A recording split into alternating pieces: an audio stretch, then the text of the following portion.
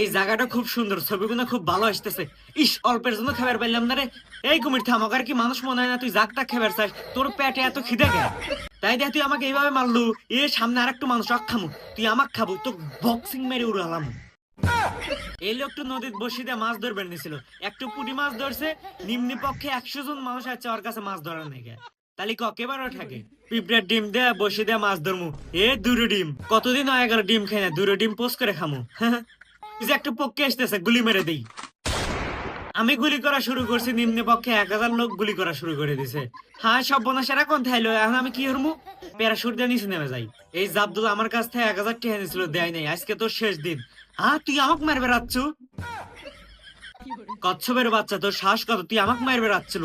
তোকে কমট বাথরুমের ভিতরে আটকা থিয়ে দেবো, বারাস না কইতাছি। এ হে, সরাসরি নদীতে এসে বললাম। কিরে কচ্ছপ, তুই আমার এলাকায় যাচ্ছ? তোদের এলাকায় যাচ্ছে জন্য আমাকে মারলো, যেমন হয় তাই নাই। হ্যাঁ, আমার কি মানুষ মনে হয় না? তোদের আর কোনো কথা আছে? স্যালুট বস।